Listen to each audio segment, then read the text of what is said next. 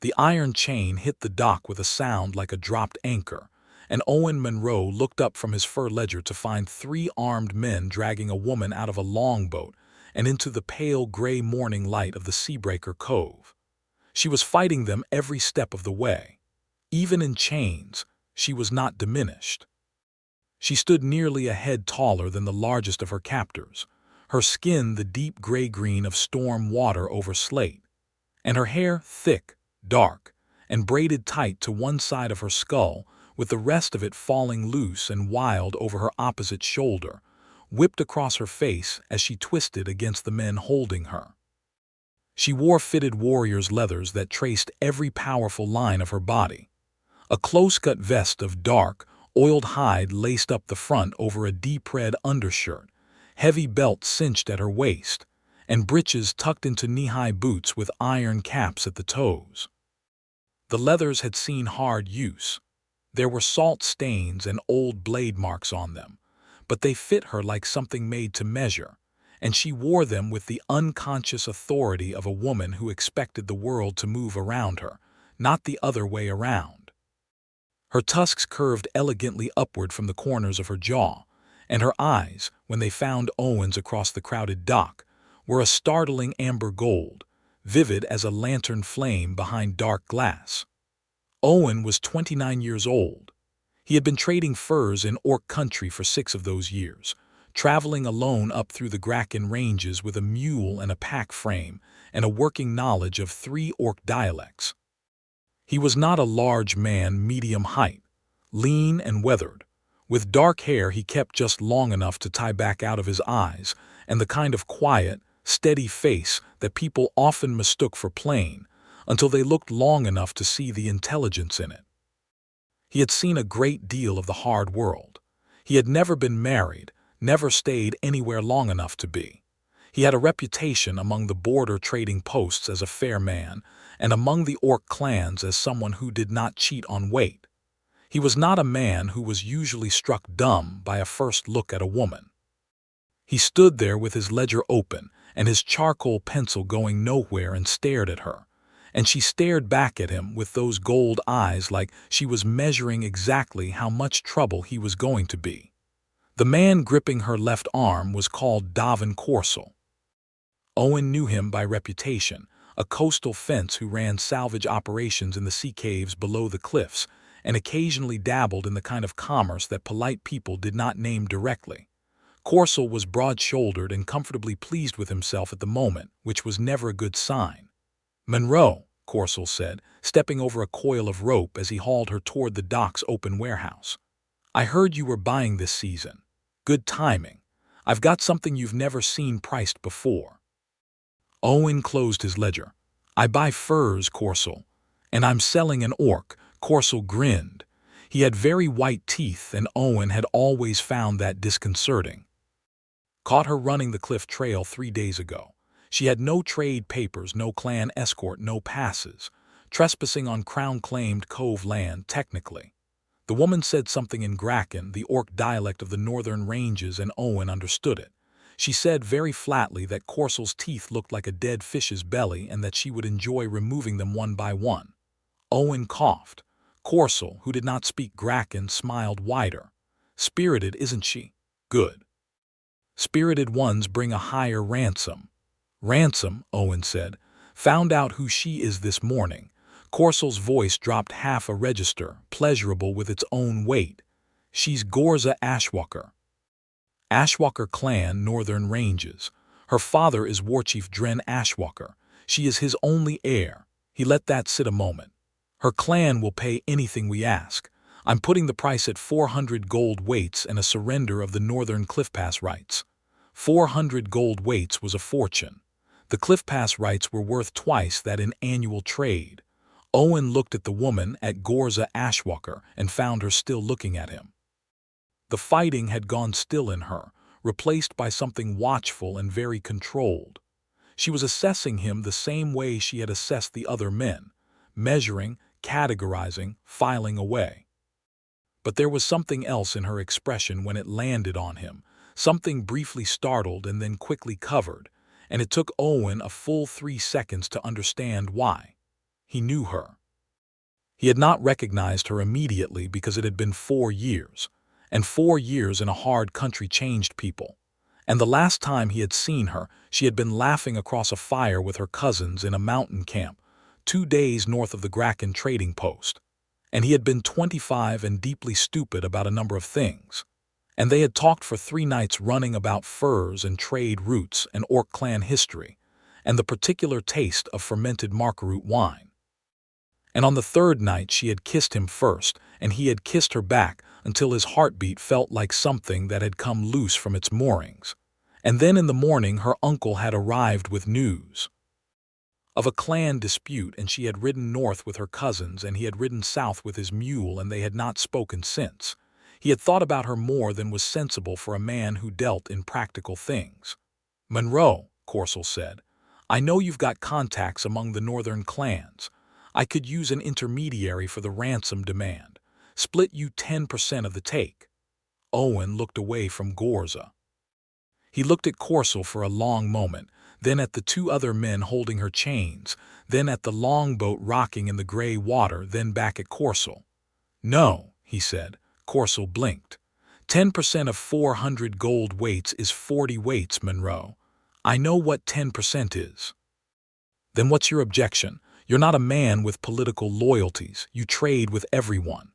"I do," Owen said, "which is exactly why I won't carry a ransom demand for you. The Ashwalker clan will burn every trading arrangement I've built over 6 years if they find out I was involved in this." It was a practical argument. It was also entirely true. It was not, however, the full reason. Corso studied him. Fair enough. No intermediary. "But the girl stays in the lower cave until the message gets through by another route. I'll need you to witness the holding agreement." "No," Owen said again. "No to witnessing a legal document. No to the whole arrangement." Owen set his ledger down on a dock post. "Let her go, Corso." The warehouse behind them went very quiet. There were perhaps a dozen men on the dock, Corso's crew, a couple of harbor workers, 2 merchants from the inland posts who had come to the cove to collect a cargo. They were all looking at Owen now with varying degrees of surprise and calculation. Corso laughed once short. "Let her go. You are telling me to give up 400 gold weights and the cliff pass rights, and just let her walk away. I'm telling you that what you're doing is kidnapping an heir of a major clan, and that when the Ashwalkers find out, this cove is going to be rubble, and everyone who had anything to do with holding her is going to wish they'd made different choices." Owen picked up his ledger again and tucked it under his arm. "I'm also telling you that I'll pay her passage costs, whatever you spent bringing her in. I'll pay it, and you'll have made something rather than nothing, and nobody loses their trading licenses or their life." The silence stretched. A gull screamed somewhere above the cliff face. Corso said with real menace, "You don't have the weight to tell me what to do on my own dock, Monroe." "I know," Owen said. He had been thinking fast since the moment he recognized her, and the plan he'd arrived at was simple and not particularly comfortable and entirely without any guaranteed outcome. "So I'll buy her, not as a prisoner, as a contract employee, which is legal under the coastal trade codes. I'll pay her passage costs and claim her labor contract, and then she can break the contract the moment we're off your dock, which she is entirely entitled to do. You get paid. She goes free. I keep my trading relationships. Everyone goes home." There was another silence. This one had a different quality, the kind that meant someone was doing the arithmetic. Ghorza had gone very still. Corso looked at Owen for a long time. Then he looked at his 2 men. Then he looked back. "Passage costs," he said slowly. "Transport, 2 nights housing in the cave, guard wages. Call it 12 gold weights." Owen did not flinch, though 12 weights was most of what he'd brought for buying furs this season. "Done," he said. He counted out 12 gold weights from the leather pouch at his belt, dropped them into Corso's palm, and said, "Keys." Corso handed him the chain keys with the expression of a man who had the dim sense he was losing something but could not figure out what it was. Owen walked to Ghorza Ashwalker, and for the first time in 4 years, He was close enough to see the small gold ring she wore in the outer curve of her right ear, the faint scar at the corner of her jaw from something he'd never asked her about, the way her chin came up as he approached, as if she was still calculating whether he was going to be a problem. He crouched down and unlocked the ankles first, then straightened and reached for the wrist chains. Her hands were large and capable, the knuckles a bit bruised, and when he fit the key into the lock she did not pull away. She watched his face while he worked. He got the last chain free and stepped back. "Contract's broken," he said quietly. "You're free. I'd suggest we get off this dock quickly, because Corsel is going to rethink this arrangement in about 3 minutes when the math catches up to him." Ghorza looked at him. Just looked at him for 2 full seconds with those amber gold eyes, and he could not read her expression at all. Then she said, in common with a low, even voice that carried the gravel of the northern ranges, "Owen Monroe, you look older." "4 years," he said. "You just spent 12 weights to set me free for nothing." "I spent 12 weights so Corsel wouldn't try to stop us. The freedom part was always going to happen." He glanced over at Corsel, who was indeed beginning to look recalculative. "Can we go?" "Yes," Ghorza said. "We can go." They went. The Seabreaker Cove sat at the base of a 200-foot cliff face that the sea had spent 1,000 years carving into something honeycombed and dramatic. The cliffs were riddled with natural passages, some large enough to sail a small boat through at low tide, most of them known only to the smugglers and fishers who had used them for generations. Corsel's operation ran out of 3 of the lower caves, where he stored contraband goods and occasional inconvenient people, until it was profitable to move them on.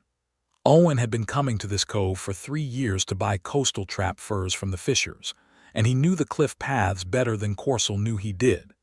He led Ghorza up the switchback cut into the cliff face at a pace that was just short of a run. Below them, he could hear Corsel's voice rising, and then other voices joining it. He did not look back. The path was narrow, and the rock face fell away to the left in a clean vertical drop to the sea 50 feet below, and looking down was a habit he'd trained himself out of. Ghorza climbed with the effortless power of someone who had spent a life in mountain country. She took the steeper sections in 2 steps where Owen needed 3, and at no point did she ask where they were going, which he appreciated. They came over the cliff top into a wind that hit like cold water, the grass flattening and the gray sea churning far below, and Owen turned east along the headland toward the place where he'd left his mule tethered to a salt-scoured pine. The mule, whose name was Beryl and whose temperament matched that name precisely, regarded Ghorza with the focused suspicion he gave to all new things. "I remember your mule," Ghorza said. "He tried to bite me in the Graken camp." "He tries to bite everyone," Owen said, checking the packs. "Don't take it personally." "I don't take things personally from mules." She came to stand beside him at the animal's flank, and the proximity after 4 years of distance did something complicated to his chest. "You could have just left," she said. "When Corsel brought me in, you could have witnessed his document and collected your 10% and had nothing else to do with it." "I know." "So why didn't you?" Owen finished checking the left pack buckle and moved to the right. "Because I knew who you were.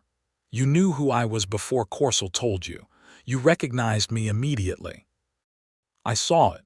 He glanced at her sideways. She was watching him with that calm, measuring attention, and he had the feeling that she had very good answers ready for whatever he said and that she was deciding which to use based on his reply. "Yes," he said simply. She studied him for another moment. Then she said, "I need to get back to my clan." "Where are they?" "They were camped at the Ironmouth Pass 3 days north. They'll have moved by now. My Uncle Brecht will have guessed something happened when I didn't return from the Cliff Trail survey." Her jaw tightened briefly. "I was alone because I chose to be. I was scouting the cove access routes. Our clan uses the Seacliff paths to move goods south in winter, and the Crown has been tightening its grip on those routes." She paused. "I should not have been alone." "No," Owen said without judgment, and she looked at him like that was the correct answer. "I can pay you back," she said, "the 12 weights." "You don't have to." "I know I don't have to. I choose to." She said it with the particular dignity of someone for whom that distinction mattered a great deal. "My word on it, once I reach my clan." Ghorza. He stopped fiddling with the pack and looked at her directly. The wind was pulling at her loose hair, the dark strands blowing across those gold eyes, and she raised one hand to push them back with a gesture that was completely unself-conscious and somehow devastating. "Where are you going to go tonight? You have no horse. We're on top of a cliff with Corsel's men below us, and it'll be dark in 4 hours. She looked at the sky, then at the headland path, then at him. He could see her calculating. "Where are you camped?" she asked finally. "I have a site in the caves above the cove. A different section from Corsel's, the old fisher's shelters cut into the upper cliff face. It's dry and there's a fire pit and nobody uses it but me." He held her gaze. "You're welcome to share it. It's not the Gracken range, but it'll do for a night."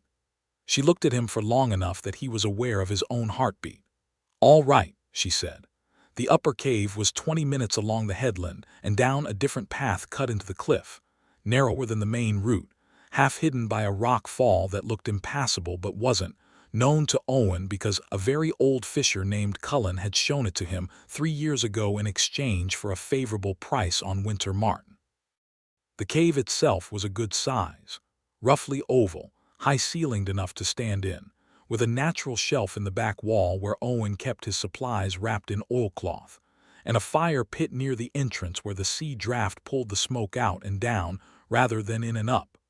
You could hear the sea from inside it, that constant low thunder of waves against the base of the cliff, and the entrance faced west, so in the evening the light came in amber and long. Owen got the fire going while Ghorza explored the cave, with the systematic thoroughness of a soldier clearing a space. She checked the rear passages, tested the shelf, looked at the cave mouth from multiple angles, and finally came to sit near the fire with her long legs folded and her elbows on her knees, and Owen thought she looked like someone who had been taught from childhood to understand every space she entered as either a trap or a stronghold. "You've been doing the Northern Range routes for how long now?" she asked.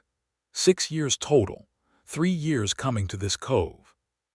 "The Gracken clan speak well of you," she said, which was not a small thing.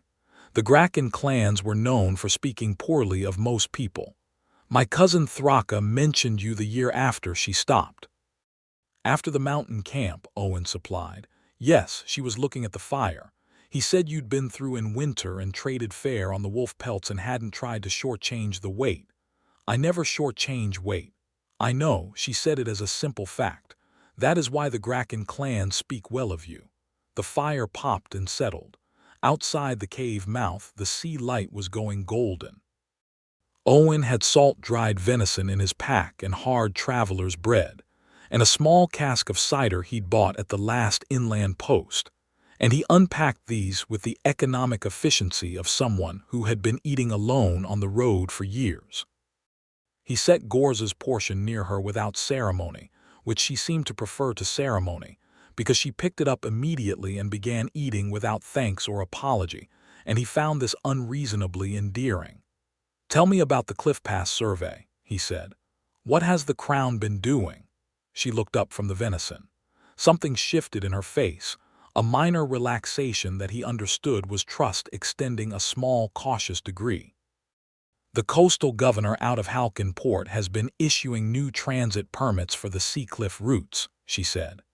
"Previously, the routes were unregulated. They were considered natural features, not built roads, so the Crown's road tax code didn't apply. Someone in Halkin has reinterpreted the statute. Now any party of more than 3 moving goods through the cliff paths needs a permit, and the permits require fees that are set at a level that makes the routes unprofitable for clan traders." Her voice was precise and flat when she spoke about this, but there was an anger under it like heat under thin ice. "The routes are our winter lifeline. We move smoked fish, coastal iron, and salt south through those paths when the mountain passes close. If we can't use the routes, 3 clans go short in the cold season. When did this start? 8 months ago. The first permit demands came in the autumn." She was quiet for a moment. "My father sent envoys to Halkin twice, Both times the governor's office said the matter was under review. Both times nothing changed. Owen thought about that. He knew the Halkin governor, a man named Preet, political appointee from the inland court, the kind of man who understood governance as a mechanism for revenue generation. He also knew the Halkin port merchants who handled the winter trade on those routes' southern end, and he knew that some of them had been pushing for years to consolidate the coastal trade in their own hands. Corsel's connected to the Halkin merchants, Owen said. Ghorza's gold eyes came up sharply. He runs salvage for them in exchange for docking rights and blind eyes on the contraband. It occurred to me, while we were on the dock, that capturing you and ransoming you might not have been opportunistic. If your father is forced to spend a significant portion of the clan's reserves on ransom, and 400 weights would represent a significant portion, the clans are in a much weaker position to fight the permit fees. She was very still. It may also, Owen continued carefully, not just be about money. If your father surrenders the Cliff Pass rights as part of the ransom, that solves the permit problem from the governor's perspective entirely. The clan loses formal claim to the routes, and the Halkin merchants can move into them at whatever fee structure they want. They planned it, Ghorza said. It was not quite a question. I don't know that for certain. It fits the pattern. She put down the remainder of her venison and stared at the fire. Owen watched the thoughts move through her face, not readable exactly, but you could tell the quality of them, the weight. She was a woman who thought in strategic volumes. Then releasing me doesn't solve the problem, she said. It only removes the immediate leverage. Corsel will try again, or the governor will find another way. Probably, Owen agreed. My father needs to know all of this. Not just that I was taken, he needs to know the connection to Halkin and the merchant interests. She looked at Owen. You know this coast. You know the trade relationships. You know Corsel's connections better than any Ashwalker scout would. I do, he said. Would you come north with me? He looked at her across the fire. The light made her face something that he would have struggled to describe to anyone who hadn't been there to see it. The strong planes of it, the intelligence in those amber eyes, the line of her jaw and the elegant curve of her tusks, the directness of her attention when she chose to give it fully to something. To him, currently. Yes, he said. Why, she asked, and there was the same quality to it as before. She was asking the real question, not the surface one. Because the situation is unjust and I know something useful and I'm going to be riding north anyway for the Gracken post. He paused. And because 4 years ago I left that mountain camp too quickly and didn't say the things I should have said. Ghorza was quiet. The fire cracked. The sea came in below them in long, rhythmic surges. What things?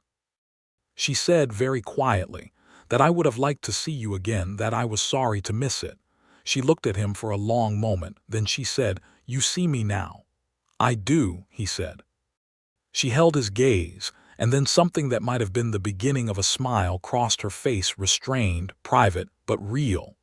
And she picked up her venison again, and the conversation moved on to route planning, and Owen thought that he was already, as he had been 4 years ago in a mountain camp, completely undone. The night passed in shifts. Owen took the first watch at the cave mouth, and Ghorza took the second without discussion. And in the hours he slept he dreamed of nothing useful and woke before dawn, to find her sitting at the cave's edge in the last dark before the gray light, her silhouette against the faint luminescence of the sea below, her hair loose now from the braid and moving in the cliff wind, and she looked like something out of a song, fierce and calm and unreachable in her own thoughts. She heard him stir and turned, and in the half-dark her eyes caught the remaining coals. No movement from Corsel's dock, she said. His longboat is still. Either he decided 12 weights was acceptable, or he hasn't thought of the obvious response yet. The obvious response being to follow us north and catch us away from any witnesses. Yes, we should leave before full light, Owen said. Yes, she said again. They left before full light. The first day north was hard travel over the clifftop headland, and then inland across the scrub plain that separated the coast from the first foothills of the Gracken Range. The grass was salt-bleached and the wind was cold and direct.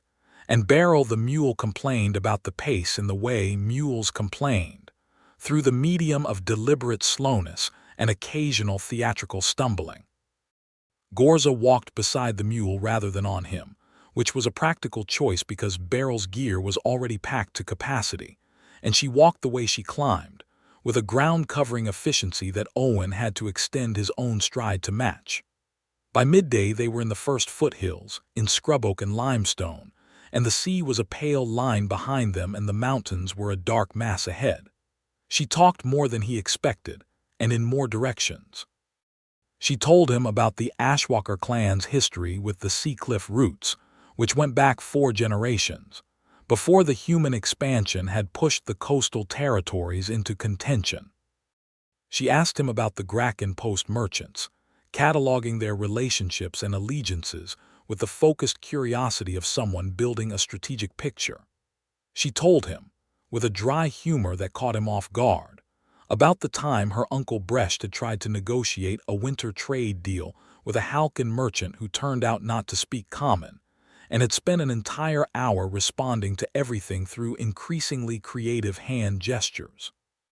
Owen told her about his first year in Orc country, which had been mostly characterized by getting lost, getting robbed once by a very polite bandit outside the Murrin Gap, and accidentally trading a full-season stock of quality beaver pelts for what turned out to be marmot, because he hadn't yet learned enough Gracken to tell the difference by description alone. She laughed at that, a real laugh, low and rich, the kind that didn't happen often enough in the world. He felt it land somewhere in his chest. "Marmot," she said. "6 months of work," he said. "Marmot. Did you go back the next year?" "I went back that winter." I'd learned enough Gracken by then to have a somewhat mortifying conversation with the trader about it. What did he say? He said that beaver and marmot both make warm hats and that I had no complaint. She laughed again. He was right. By late afternoon, they had made camp in a limestone overhang above a thin stream, and Owen built a fire while Ghorza did another of her systematic perimeter checks, this one covering the high ground to the north and east where anyone following from the coast would approach first. She came back satisfied and settled near the fire, and this time she sat closer, not conspicuously, not making anything of it, but close enough that he was aware of the warmth of her and the scent of her, which was something like wood smoke and iron and the particular cold, clean smell of high places. "You never tried to find me," she said, without preamble, looking at the fire. Owen didn't pretend not to understand. "I didn't know where to look. I knew you were with the Ashwalker clan, but the northern ranges are large and I wasn't sure." He stopped. "Wasn't sure what?" He was quiet for a moment. "That 3 nights of conversation and 1 kiss at a mountain camp meant what I thought it meant."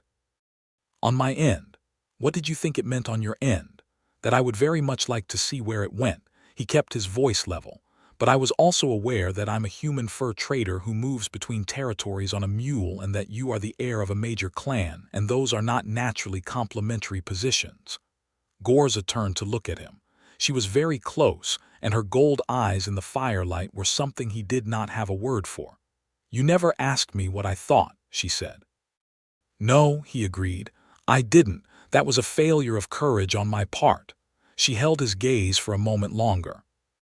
Then she reached out and put one large hand along the side of his jaw, not grabbing, not pulling, just resting there with a deliberate warmth that stopped his breath entirely, and said, "What I thought was that you were the most interesting person I had sat across a fire from in years. What I thought was that, when you left in the morning, I wanted to say something but didn't know what to say. What I have thought in the years since, more often than was sensible for a woman with a clan to run, is that I should have said something." Owen put his hand over hers. Her skin was warm. "We could try saying the things now," he said. "We could," she said, and leaned forward and kissed him. And it was nothing like the first time, except that it was also completely exactly like the first time, the shock of it, the rightness of it, the way it lit up everything and made the cold and the open country and the uncertain road ahead feel temporarily and perfectly irrelevant. When they broke apart, she was still close, her forehead almost touching his, and she was breathing a little harder, and so was he. "For years," she said. "Terrible timing," he agreed. "Your timing has always been a problem." "I know." He turned his hand to hold hers. "I'm going to work on that." Something warm moved through her expression, not softness exactly, but permission. She let him hold her hand, and they sat like that in the firelight for a long time, and Beryl stood at the back of the overhang and chewed philosophically on a handful of dried grass and judged them both. The second day brought rain. It came in off the mountains at mid-morning, gray and cold and serious about itself, the kind of rain that did not stop for social reasons. They moved under it with their heads down and their packs covered in oilcloth, and Beryl expressed his opinion of the conditions through a continuous low-grade resistance that required constant encouragement from Owen, who was also wet and did not find this as amusing as Ghorza appeared to. "He is very committed to his unhappiness," she observed, watching Owen negotiate with the mule on a particularly steep incline. "He does nothing by halves," Owen said. "This is a trait I respect." "You would." She smiled, sharp and pleased, and pushed her soaked hair back from her face. And Owen thought she was the most beautiful thing he had ever seen standing in the rain on a goat track in the Gracken foothills, which he recognized as the kind of thought a man had when he was considerably further gone than he'd admitted to himself.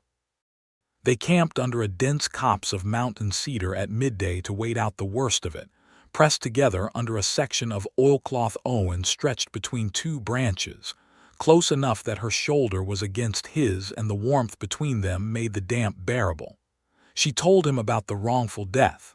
She told it plainly, which made it worse. 8 months ago, when the permit disputes began, the governor's office had sent an envoy to the Ashwalker camp to serve the formal transit notices. The envoy had traveled with a guard of 4 soldiers. At the camp gate, there had been an altercation. The specific details were disputed, and one of the 4 soldiers had died. A crossbow bolt, badly placed, that had taken him in the throat. The governor's office had declared publicly that Ghorza Ashwalker had given the order to fire. She had not. "I was in my father's tent when it happened," she said. 20 witnesses. The bolt came from the east perimeter, where a young guard named Vrecht was stationed. Vrecht panicked when the soldiers drew their swords. He was 17 and it was his first gate posting. He fired without being ordered to. The soldier died before anyone could do anything. "What happened to Vrecht?" Owen asked.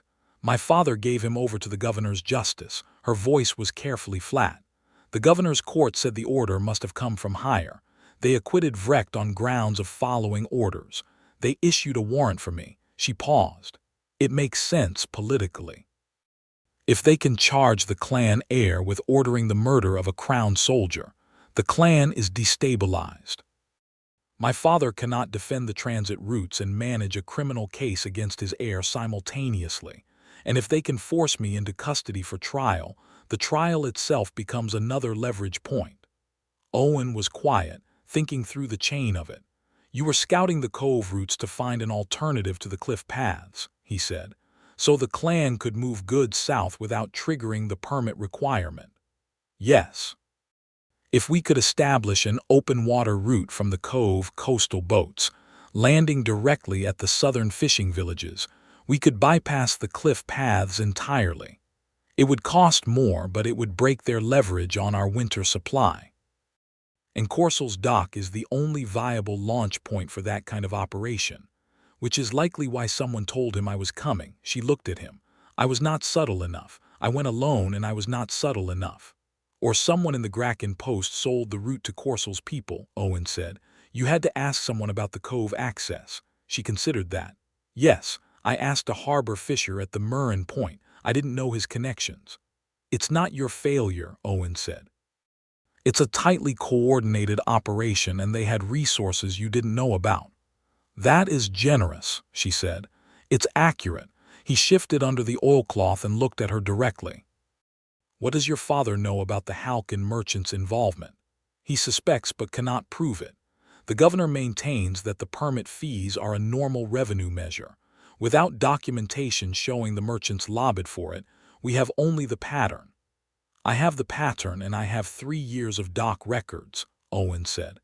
"I keep ledgers of every transaction I witness or participate in at Seabreaker Cove. Corsel's cargo manifests, his docking records, the merchants whose names appear on his receive logs." He paused. "I have not looked at those records as evidence of a conspiracy, but if I look at them now with what you've told me—" Ghorza turned to face him fully. The rain was thinning. Light was beginning to gray its way back through the cedar canopy. "You would do that," she said. "Not a question, but something more complicated." "I keep fair records," he said. "That's all I've ever done. But fair records sometimes tell a story that unfair men didn't intend to tell." She looked at him for a long, measuring moment. Then she put one hand on the back of his neck, a grip that was warm and certain, and said, "You are a remarkable man, Owen Monroe," and kissed him again in the thinning rain under the cedar trees while Beryl stood 10 feet away pretending not to see anything. They reached the Ironmouth Pass on the third day in the late afternoon and found it empty. The Ashwalker camp had been here. The fire rings were still warm, the ground still marked with tent pegs and cooking pits, but the clan had moved north and recently. Within the last 2 days, Ghorza read the camp leavings quickly and efficiently, moving through the space like someone who had learned tracking from the ground up. She found a marker stone left by her uncle Brecht in a location she knew, a notched stone beside the north trail that pointed up and slightly east, toward the high shelf camps that the clan used when they needed to move out of the main pass. 3 hours north, she said. They'll be at Graktor Shelf. It's defensible. Brecht is cautious when he doesn't know what threat he's dealing with. She looked at the sky. We can make it before dark if we push. They pushed. The trail climbed hard into the mountain's shoulder, and the air thinned and cooled, and the light went that particular deep gold of late afternoon in high country, and Beryl made his complaints known in full detail. Owen led him with a short rein and kept the pace steady, and thought about what he was going to say to a warchief he'd never met, whose daughter he'd just spent 3 days on the road with, while carrying ledger evidence of a conspiracy against the clan in his pack. He was aware this was not a situation he had previously prepared for. The Graktor Shelf appeared as a ledge of dark rock cutting across the mountainside above the tree line, and as they approached the last switchback, Owen saw the first sentries, 3 figures against the rock, armed with short recurve bows and wearing the dark hide armor of the northern clans. They had clearly seen the approaching party some time ago. Ghorza called up in Graken, her voice carrying clearly in the high air, a specific call, a clan identification, and then her own name. There was a pause. Then a deep male voice called back, and it carried an emotion that even Owen, with his moderate Graken, could hear. Relief. Sharp, overwhelming relief. They came up the last stretch and onto the shelf to find 20-odd clan members forming a loose semicircle at the shelf's edge, and in the center of them, a man who was built like a stone tower and had Ghorza's gold eyes, which solved the question of who Warchief Dren Ashwalker was. He had already crossed half the distance before she reached the top of the path. He said something in Graken that Owen understood as roughly, "You are in so much trouble," and then seized his daughter in both arms and held her, and she led him briefly, before she straightened and said something that was clearly, "I know, but listen to me first." The next hour was complex and loud. Owen stood at the edge of things and watched Ghorza explain everything to her father and her uncle and a number of other people who had opinions about it, all in rapid Graken that moved faster than Owen could fully track. He caught words and fragments: Corsel's name, the Halkin governor's name, the cliff roots, the permits, the soldier's death. He understood the emotional content without always getting the full vocabulary. The anger, the strategic calculation, the concern about the wrongful death warrant, and at several points a pointed exchange that seemed to be about Owen, in which he caught his own name and the word for 12 weights and the word for free, and then a word he wasn't sure of that might have meant either reckless or honorable, and possibly both. Warchief Dren Ashwalker looked at Owen. Owen looked back. The war chief was perhaps 50, with gray at his temples and more of his daughter in his face than the size of him suggested from a distance. His gold eyes were the same sharp amber, and they moved over Owen with a clinical thoroughness. He said something in Graken. Ghorza translated without being asked. He asks why you spent 12 weights on a woman who is nothing to you. Owen thought about that for a moment. Then he said in his careful Graken, "She is not nothing to me, war chief. She has not been nothing to me for 4 years." The 12 weights was straightforward. There was a silence. Ghorza's eyes went wide slightly, then settled into something he could not fully read. The war chief looked at his daughter for a long moment, then back at Owen. Then he said something brief, and Ghorza translated in a voice that was carefully neutral. He says you have complicated timing. Your daughter said the same thing, Owen said. Something moved through Ashwalker's face that might, under other circumstances, have become a smile. That evening, Owen opened his ledger books by the clan's main fire and spent 2 hours with Ghorza and her uncle Brecht going through the records. What he found when he looked for it was clear. Corsel's dock logs showed regular payments from a merchant house named Caltrin and Voss, the same house that had lobbied the Halkin governor's office for the coastal trading reforms 6 years prior. The timing of those payments aligned with the timing of the permit fee rollout. More pointedly, a receipt in Owen's records from 14 months ago, a legitimate transaction for coastal ironwork, included a note he'd made at the time and forgotten, that the Caltrin and Voss representative had asked, apparently casually, whether the Ashwalker clan used the Seabreaker Cove routes and whether they could be monitored. He had thought nothing of it at the time. He thought a great deal of it now. Brecht, who was a compact, sharp-faced man with a warrior's economy of movement, looked at the ledger and then at Owen and said something in Graken. He says your records are more useful than 3 seasons of our own intelligence, Ghorza translated. Then she said, not translating, I said the same thing. He agreed. Your uncle and I agree on things, Owen said. Don't let it go to your head, she said, but the corner of her mouth moved upward. The plan that emerged from 3 hours of discussion around that fire was this. Owen would take his ledger records to the regional magistrate at Garrel's Post, which was a legal authority independent of the Halkin governor's office, and which had jurisdiction over coastal trade irregularities. The Ashwalker clan would send its own advocates with documented testimony from the camp witnesses clearing Ghorza of the wrongful death charge. War Chief Dren would formally request a review of the warrant, citing the political context and the merchant conspiracy evidence. It was not a fast solution. Legal processes in the border territories moved at their own pace, and the Halkin governor would resist.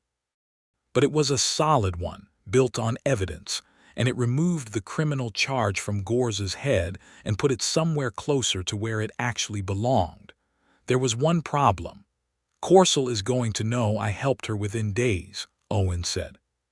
He said it to Ghorza privately, after the main discussion had ended and the clan was settling into the evening routine around the shelf-top fires.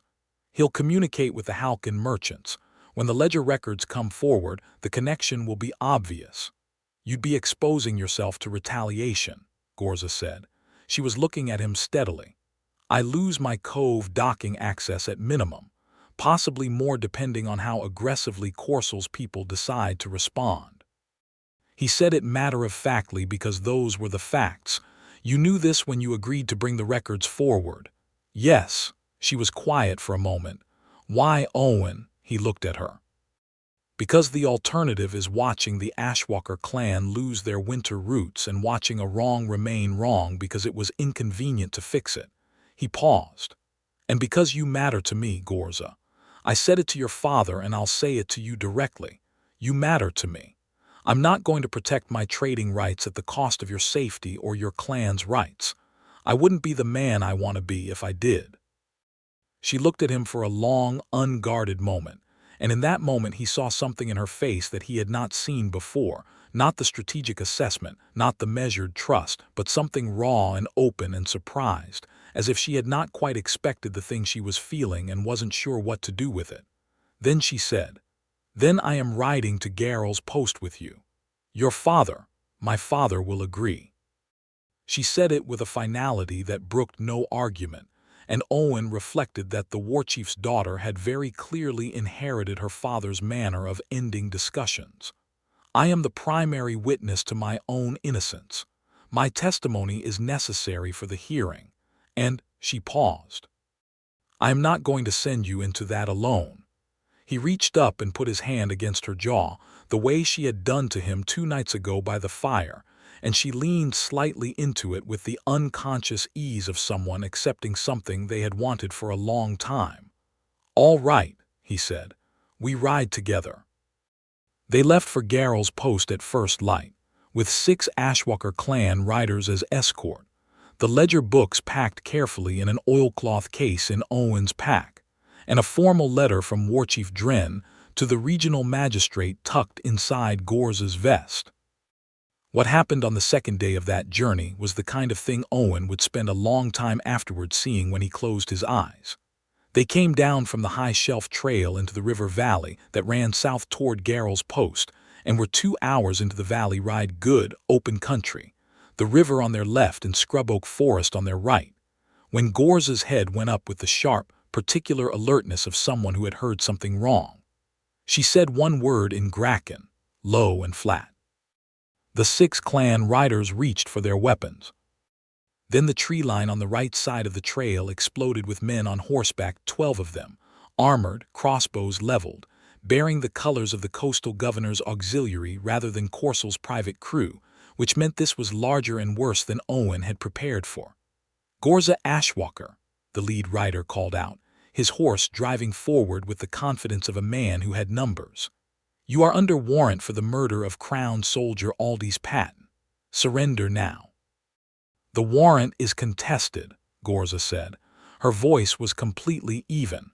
"We are traveling to Garrel's post to present evidence before the regional magistrate. That is a legal process, and you have no authority to intercept it. The governor's writ supersedes the magistrate's jurisdiction in criminal matters," the man said. That was not true, and both he and Owen knew it, and everyone else on the road knew it, and that was precisely why there were 12 armed men and not 2, because when you were doing something that didn't hold up to scrutiny, you brought more people. Owen was not a fighter by inclination. He carried a belt knife and a short sword that he'd used 3 times in 6 years, and he was a competent rider but not a cavalry-trained one. He looked at the 12 armed men and at the 6 Ashwalker riders and did a rapid, unhappy calculation. Then he looked at Ghorza. She caught his look and held it for half a second, and in that half second they ran through the same map in their heads and reached the same conclusion. "The river," he said, very quietly. "The river," she agreed. What happened next happened fast. Owen wheeled Beryl, who, to his credit, responded with more speed than he had displayed at any previous point in the journey, apparently deciding that crossbows were a strong motivator, and drove him toward the river bank. Ghorza went in the opposite direction first, drawing 3 of the riders to follow her, then cut back in a tight turn that put 2 of the governor's men into each other's path, creating a 4-horse pile that blocked the trail behind them. The 6 Ashwalker riders split, 3 engaging the auxiliary men in the press of the trail, keeping them occupied, and 3 breaking south along the river bank as a decoy. Owen got Beryl down the bank and into the river in a controlled fall that was more fall than controlled, and the cold water hit like a wall, and the current was stronger than it looked, and Beryl surged against it with all 4 legs working, and Owen held the reins and the oilcloth pack both and thought about nothing at all except the opposite bank. They came out on the south bank 60 yards downstream, and Owen looked back to see Ghorza already in the water behind him, swimming her horse, a borrowed Ashwalker mare, with her body low along the animal's neck, and 2 crossbowmen on the north bank looking at the width and speed of the river and deciding against it, which was the right decision. The 3 Ashwalker decoy riders came out of the scrub a quarter-mile downstream and shouted something. Ghorza shouted back. The decoy riders headed east along the south bank at a gallop, drawing the auxiliary men who had found a shallower crossing point further up. Owen and Ghorza went south, alone, horses at a flat run, the mountains behind them and Garrel's post somewhere ahead, and the river between them and the auxiliary riders, who were now committed to the wrong pursuit. They ran for 20 minutes before Ghorza called a halt in a dense windbreak of willows, and both horses were blowing hard and Owen was soaked to the skin, and his heart was doing something that had very little to do with river crossings. Ghorza pulled her horse up beside his and looked at him, her wet hair plastered to the side of her face and her gold eyes very bright. "The ledger," she said. He held up the oilcloth case. "Dry," he said, something released in her shoulders. Then she looked at him again fully and did something he did not expect. She laughed. Full, real, open, the kind of laugh that happened when something awful had been survived and the body needed to acknowledge it. He laughed too, a shorter thing, more shaky around the edges, and she reached across the gap between their horses and grabbed his arm with both hands and said, "You rode a pack mule into a river." "I did," he agreed. "That mule swims better than he walks. Do not tell him that. It will undo all my training." She was still holding his arm, her grip warm even through his soaked sleeve, and she was still laughing, and the willows closed them in on all sides, and the sun was out suddenly from behind the clouds, and the river sparkled where they could see it through the trees, and Owen thought, this exact moment, this is the thing I have been missing for 4 years. He reached up and brushed her wet hair back from her face, and she went still, and the laughter faded into something quiet and direct. "Ghorza," he said. "Owen," she said, just his name, nothing else, and the way she said it was not the way anyone else had ever said his name in his life. It was like she had been holding it privately and was only now letting it have its full weight.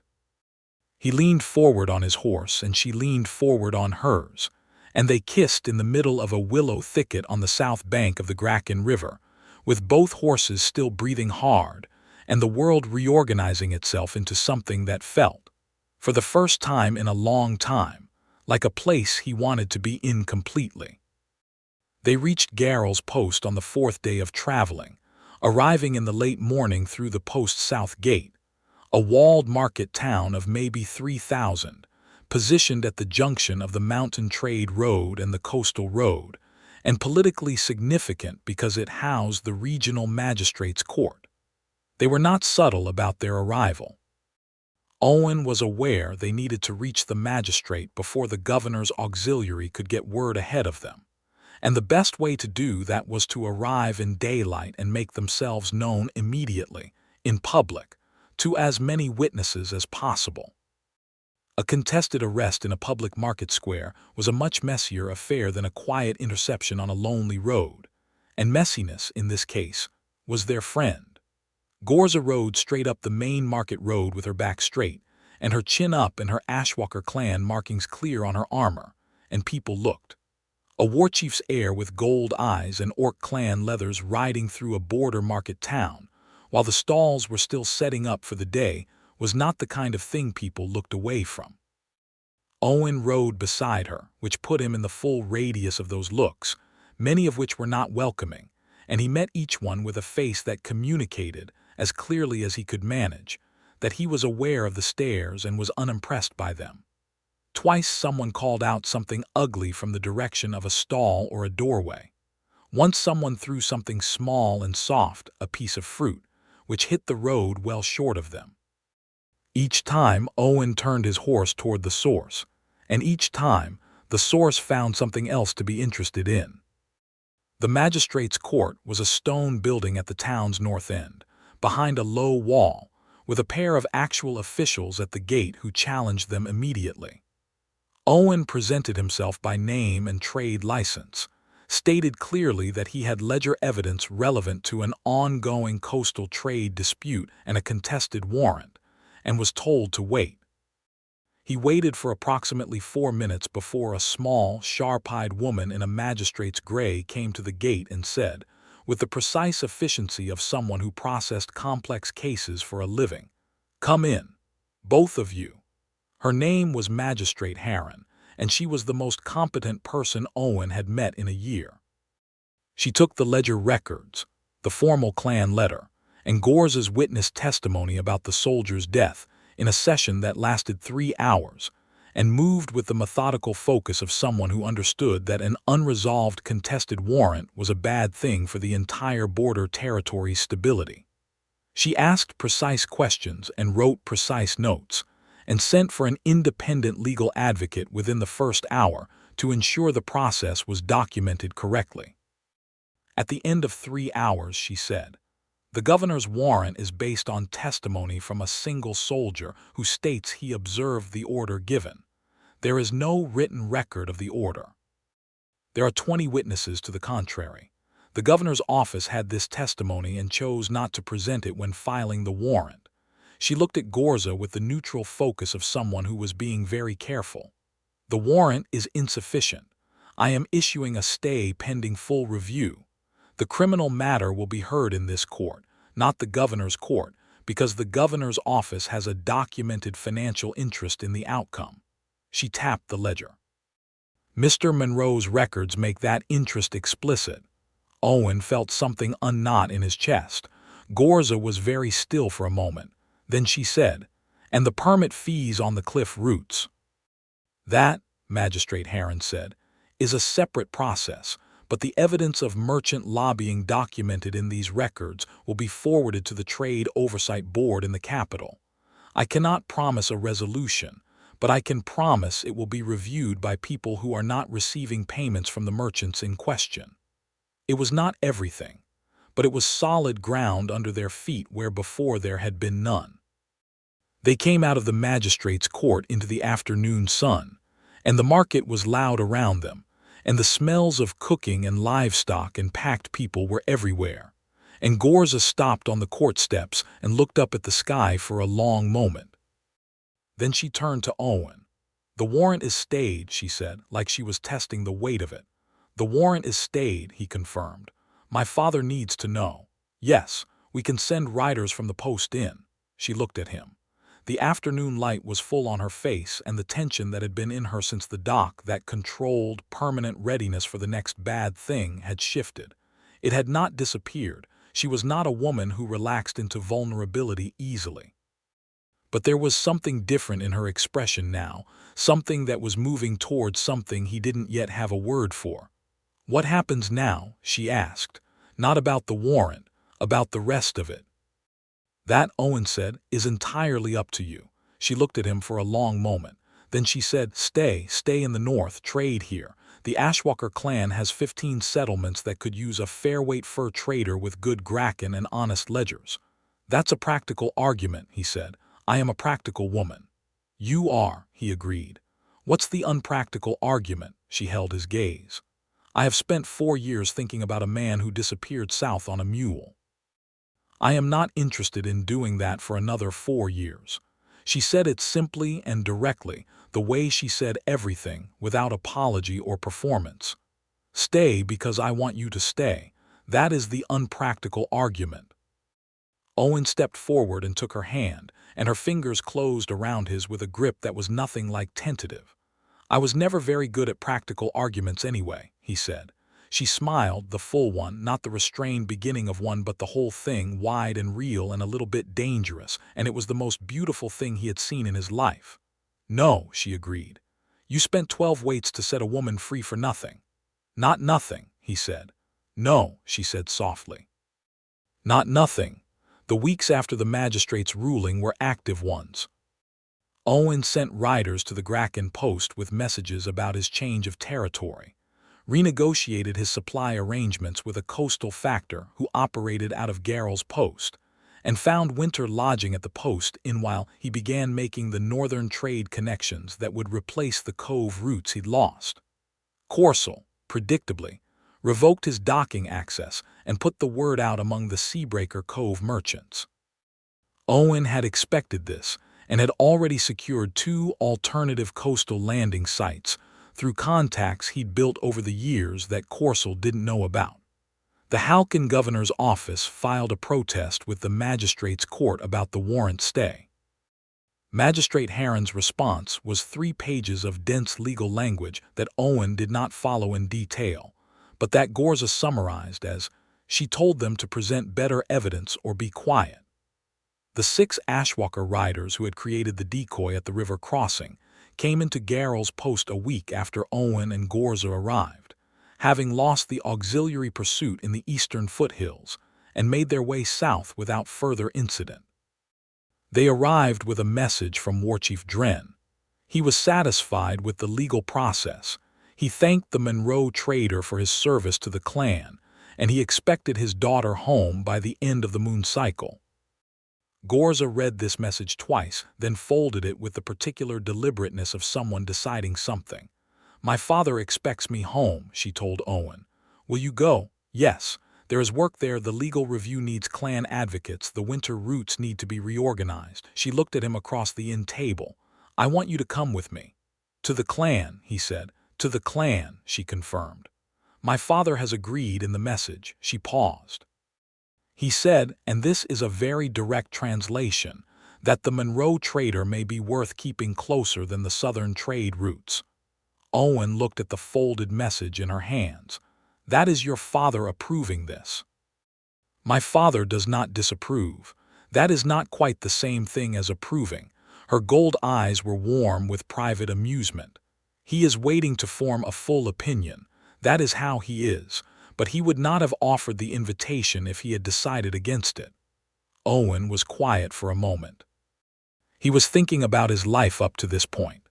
The mule routes, the solitary camps, the inn rooms in border towns, the particular quality of silence that accumulated around a person who had traveled alone for years. He was thinking about 3 nights at a mountain fire 4 years ago, and 3 days on a cliff headland, and a river crossing, and a magistrate's court, and all the moments between. The way she filled up a room not with loudness but with presence. The way she talked to him like he was worth talking to. The way she had kissed him in a willow thicket with water still dripping from both their horses and laughed like the world was large and good. He thought about Beryl, who had in fact crossed that river with considerable commitment, and who had been stabled at the post inn for the past week and was probably ruining someone's afternoon right now. "All right," Owen said. "I'll come." The ride north to the Ashwalker clan's winter camp was 10 days at the mule's pace, and they took it at something approaching leisure, which for Ghorza meant moving at a speed that did not require suppressing the instinct to run scouting circuits around the main party, and for Owen meant getting used to the way the Ashwalker escort watched him with the careful, neutral assessment of people deciding where he fit. He worked at the Gracken dialect every evening, and the riders, after 3 days, began correcting his grammar rather than pretending not to notice it, which he recognized as a shift from skepticism to provisional inclusion. By the 5th day, one of the younger riders, a woman named Tarka who was apparently the clan's best archer and had a scar on her chin and strong opinions about everything, had begun talking to Owen directly in Gracken instead of routing conversations through Ghorza. He understood about 70% of what she said and managed 60% of his replies, and she found the gap between those numbers entertaining enough that the skepticism became something closer to genuine warmth.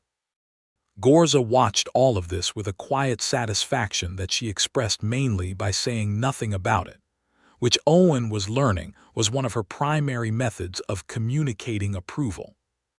"Your people are deciding about me," he told her one evening by the fire. "They decided about you on the dock," she said. "They are now adjusting the decision." "In which direction?" She looked at him with those amber eyes. "Upward," she said. The night before they reached the clan's winter camp, Ghorza woke Owen at the change of the watch and took him up to the shoulder of a rock above the camp, and showed him the northern stars reflected in the lake that lay at the foot of the Gracken High Range, a flat black mirror impossibly perfect in the cold, clear air. The clan's fires were below them, small and warm, and the darkness above was enormous and lit with stars so dense they looked solid. She sat beside him on the rock with their shoulders together and their breath making small clouds in the cold. "I want to tell you something," she said. "Tell me." "I have not," she paused, choosing. "I have not let myself want something personal in a long time. The clan, the roots, the warrant, the disputes with the governor, those things required all of me. Wanting something personal felt like a distraction." She was looking at the lake. "When I saw you on that dock, I thought of all the people who could be standing there." She paused again. "And then I thought, of course it's him." Owen looked at her profile against the stars. "Of course," he said. She turned to him. "You understand something important about the world. You understand that people can be looked past, that a fur trader on a dock and an orc heir in chains can both be looked past, can both be reduced to what they appear to be rather than what they are, and you refuse to do it." "I try not to," he said. "You succeed." She put her hand against his face. "I am not good at saying soft things." "I've noticed," he said gently. "You're doing well." She brought her forehead to his, her eyes closed, and he could feel her breath. "Stay," she said very quietly. "Stay with me, not for the trade routes, not for any practical reason." "Not going anywhere," he said against her mouth, and kissed her in the cold mountain dark while the stars watched from above the lake, and she pulled him close with both arms, and he went without hesitation. And the night was very wide and very bright, and the fires below were warm. And for the first time in years, the silence around him felt like something other than absence. Warchief Ghorza Ashwalker received them in his tent the morning they arrived at the winter camp, with the formal but genuinely felt warmth of a man who had spent 10 days, relieved beyond expression that his daughter was alive and free, and who was now in the process of recalibrating his feelings about the human traitor who had made that possible. He spoke with Owen for 2 hours through a combination of Graken and Common, assisted by Ghorza and at one point by Uncle Brecht, who functioned as a human translator in the sense that he could apparently read Owen's Graken accent through sheer force of interpretive goodwill. Owen laid out the full picture of the merchant conspiracy as he understood it, presented the remaining ledger evidence, and answered every question the war chief asked with the same level straightforwardness he applied to trade negotiations. At the end, Ghorza Ashwalker looked at Owen for a long time with those gold eyes that were so like his daughter's, and said in accented but clear Common, "You gave up your southern roots for this." "I gave up Corsel's dock," Owen said. "I kept the roots. The cove." "It's a good cove," Owen said, "but I was getting tired of Corsel's company." Ghorza Ashwalker was silent for a moment. Then he said, "My daughter thinks well of you." "I think well of her," Owen said. "I'm aware that's an understatement." Another silence. The warchief looked at Ghorza, who was watching her father with the stillness of someone who had decided to let a scene play out without intervention. "You will stay in the North Range?" Ghorza asked. "If the clan will trade with me, yes. I have good northern contacts and I don't shortchange weight." "I know you don't," Ghorza said. "The Graken clans told us." He paused. "Stay, build the roots." "My daughter needs someone who does not shortchange weight." It was, Owen suspected, the highest compliment the warchief was prepared to give at this stage. He accepted it with the seriousness it deserved. The winter was long and cold and full. Owen set up a trading post arrangement with 3 of the Ashwalker settlements, working with clan members who handled the goods and Owen who handled the southern contacts and the ledger work. The arrangement was practical and profitable, and gave him a clear function within the clan's economy, which mattered because a man without function in an orc clan was a man without a place, and Owen was determined not to be without a place. Ghorza's wrongful death case moved through the magistrate's process at the steady pace of legal proceedings, which was to say slowly, but without reversals. The governor's office presented their single witness. Magistrate Heir presented 20. The case went to the Capital Trade Tribunal in the early spring, which was a larger stage but a fairer one, and the Ashwalker clan sent advocates and Owen sent his ledger records, and the Halkin merchants sent expensive counsel who did their best with a weak argument. The tribunal ruled in the spring. The warrant was dismissed. The governor's permit fees were referred for review. The Caltrin and Voss merchant house was formally cited for improper lobbying. The ruling came as a message to the winter camp on a day when the snow was beginning to think about retreating from the higher elevations, and the morning air had, for the first time since autumn, a memory of warmth in it. Ghorza read the message 3 times and then came and found Owen in the trade tent where he was working on the spring ledger and handed him the paper without a word. He read it. Then he looked up at her. She was standing in the tent entrance with the spring light behind her and the expression of a woman who had been carrying a weight for 8 months and had just put it down. Owen stood up from the stool, crossed the space between them, and folded her into his arms. She let him. She put her head against his shoulder and her arms around his back and stood there in the tent entrance in the pale spring sun, and he held on, and neither of them said anything for a long time because there was nothing that needed saying. Then she said into his shoulder, "Done." "Done," he confirmed. She pulled back to look at him, and her eyes were bright with something that was not quite tears but was adjacent to them, and she was also almost smiling. "I have never let anyone hold me like that before," she said. "I know," he said. "I find I don't mind it." "Good," he said, and kissed her, and she kissed back with the particular intensity of someone releasing something they'd been holding tightly.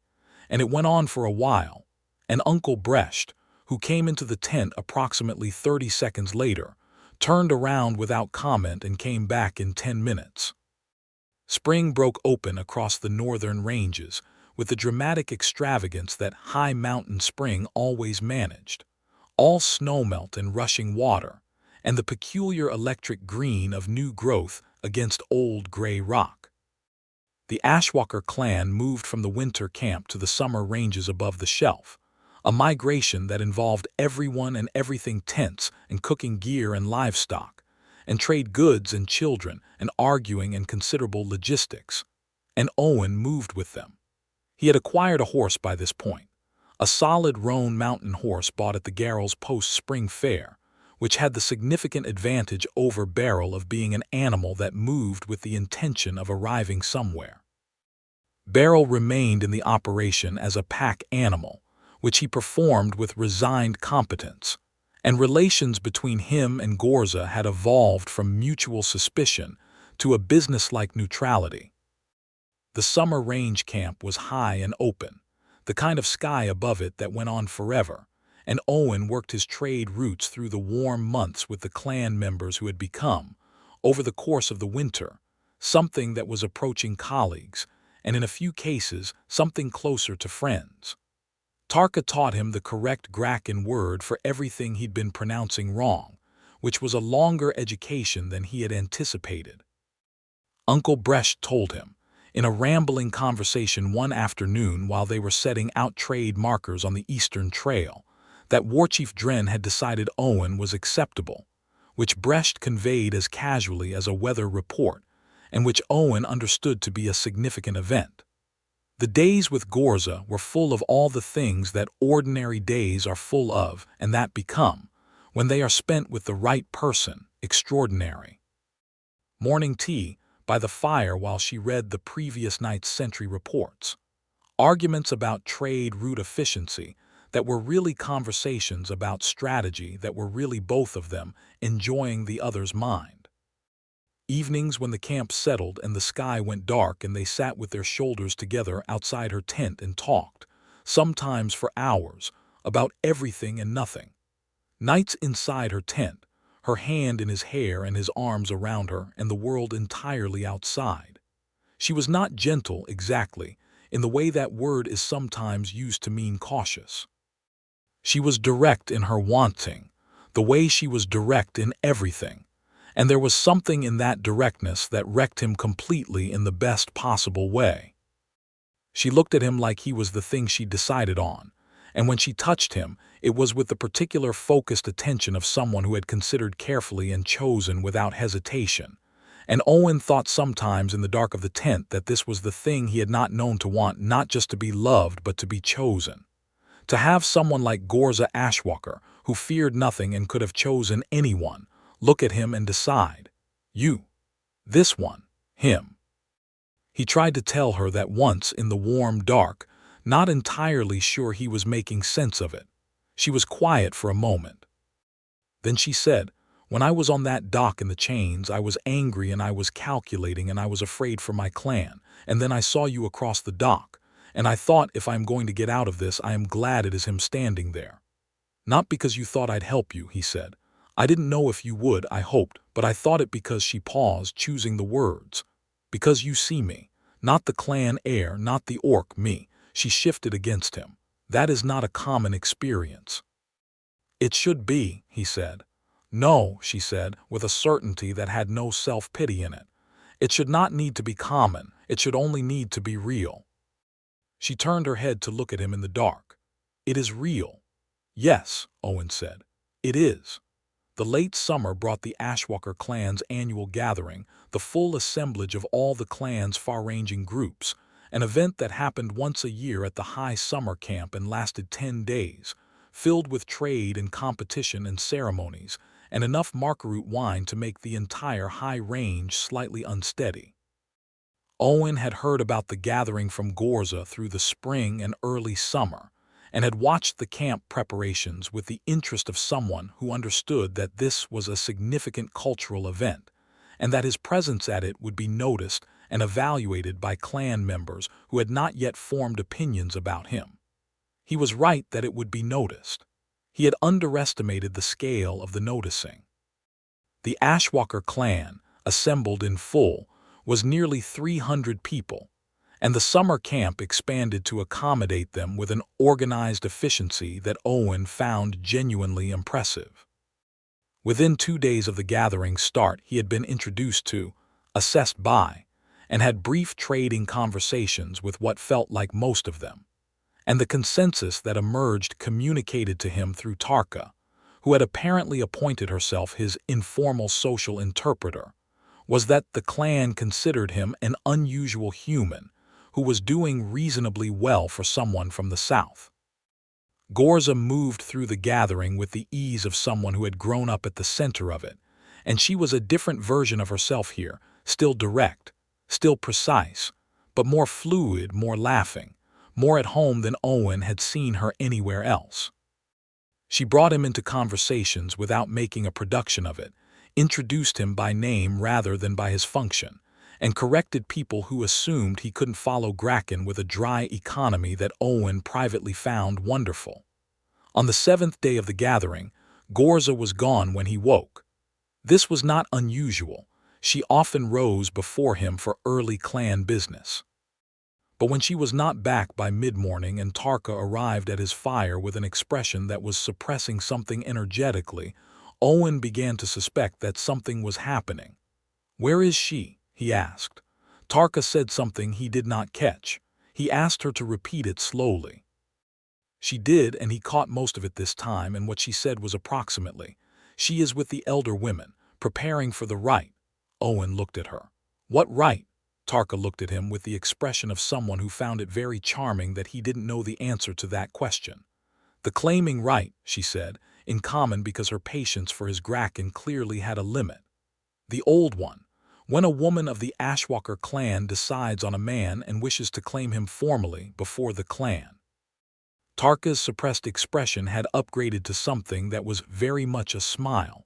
"She announced it to the elder women this morning." Owen sat with that for a moment.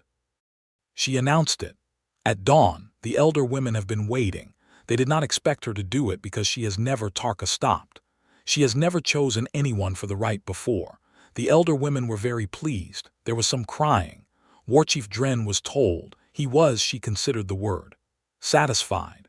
Owen looked at the gathering center, where a cleared space had appeared that had not been there yesterday, ringed with banked fires and marked with the clan's colored standards. It was large enough for an audience. "When?" he asked. "Midday," Tarka said. She looked at him. "She should have told you herself. I think she did not tell you because," she considered again, "she did not want you to feel pressure. She wanted you to be able to say no without it being a public thing." "I'm not going to say no," Owen said. Tarka looked at him for a moment. Then she said, in the direct way that seemed to be a trait shared by everyone in the Ashwalker clan, "I know, but she did not know if you understood what the rite means." "Tell me," Owen said. "What does it mean?" Tarka told him. It meant that she was choosing him as her partner before the clan, not a temporary arrangement, not a private understanding, but a public declaration of claim that under the Ashwalker clan's oldest tradition was as binding as any formal oath. It meant that the clan recognized the partnership as real and permanent. It meant that he would be, formally and literally, hers and she would be his, and the word used for both was the same word with no distinction made for gender or species.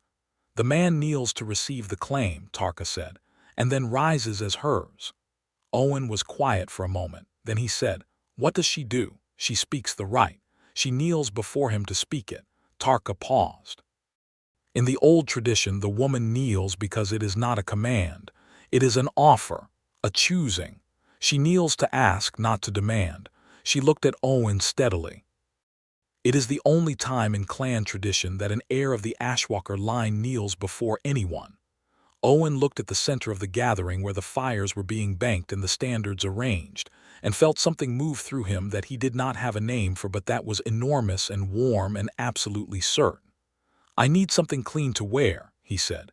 Tarka smiled, properly this time, full and genuine. "I thought you might," she said. "Come." The midday gathering assembled with the natural, unhurried accumulation of people who knew a significant event was coming, and were making their way toward it without requiring announcements. By the time Owen stood at the edge of the cleared center, there were perhaps 200 clan members ranged around the space, and the fires were warm, and the standards moved in the high country wind, and the sky above the gathering was the particular deep blue of a clear mountain afternoon. He had been cleaned up and loaned a dark, close-fitted tunic by Tarka, and given a brief, no-nonsense instruction by Brecht about where to stand and what to say when required, which was very little, because the right's words were hers. Warchief Dren stood across the cleared space with two elder women at his sides, and the expression of a man who had arrived at a decision he was comfortable with. Then Ghorza came. She came from the east side of the clearing with her head up and her shoulders back and her dark hair loose, unbraided for the first time he had seen, falling long and thick over her shoulders. She wore her warrior's leathers, the same fitted dark vest and red undershirt and belt, and knee-high boots she had worn since the dock, and she wore them the same way she always wore them, like they were part of her, like she had never needed anything else to be exactly herself. She walked into the center of the cleared space and stopped and looked at Owen across the width of it. And for a moment it was just them in front of 200 people and the fire light and the mountain sky and everything that had built since a dock in gray morning light to this high clear afternoon. He walked forward to the center. She walked forward to the center. They met in the middle. "Owen Monroe," she said, and her voice was steady and full and carried to every person in the gathered space. "I have chosen you, not because you saved me, not because you are useful, because you see me, because you stayed. Because you are the person I want beside me in every fire I will ever sit at." She reached out and put both hands on his shoulders, and he put his hands over hers, and the warmth of her was real and certain as the mountain under his feet. Then, before every member of the Ashwalker clan assembled in the high summer light, Ghorza Ashwalker, heir of Warchief Dren, woman who feared nothing, who could have chosen anyone, lowered herself to one knee before Owen Monroe. The clan went completely quiet. She looked up at him from her knee, those gold eyes steady and unguarded and entirely serious. "Do you receive my claim?" she asked. Owen looked down at her, and his chest was full of something that was too large for words, and he was aware that 200 people were watching him, and that the only thing in the world that mattered was her face looking up at him, waiting. "Yes," he said. "I receive your claim, Ghorza Ashwalker." She rose. She rose, and she was a head taller than him, and she pulled him forward with both hands on his face and kissed him. And the assembled clan made a sound that was not a cheer exactly, but something older and more resonant, a collective acknowledgement. And the fires crackled, and the standards moved in the wind, and Warchief Dren Ashwalker nodded once, slowly, with the expression of a man who had decided something was right. When she broke the kiss, she kept her hands on his face, her forehead against his, and he could feel her breathing. "I should have said something at the mountain camp," she said, low enough for only him. "We said it now," he said. "We said it now," she agreed. He turned his head and pressed his lips to her palm, the large, capable hand that had undone chains and drawn bows and managed ledgers, and found him in willow thickets, and held on in the cold mountain dark. And she made a sound against his hair that was small and private and entirely undone. Around them, the gathering resumed its voice conversations. Movement, the organized joy of a significant moment being celebrated in the way that significant moments deserve, with food and noise and communal warmth. Tarka appeared at Owen's shoulder and said, in Graken with deliberate clarity, "Welcome to the clan, Monroe who rides a bad mule." Owen laughed. Ghorza laughed beside him, fully, the real laugh, and she kept her arm around his shoulders with the easy proprietary comfort of someone who had decided exactly where something belonged. The afternoon moved into evening, and the gathering fires grew as the light went out of the mountain sky. Owen sat with Ghorza at the main fire, close, her knee against his and her arm along his back, and the margaroot wine being passed around in carved wooden cups that someone kept refilling before he had a chance to consider the implications. Uncle Bresh told a very long story that everyone appeared to know but still enjoyed, and Tarka sang something in Graken with two other riders that had a complicated syncopated rhythm, and apparently scandalous lyrics judging by the reaction.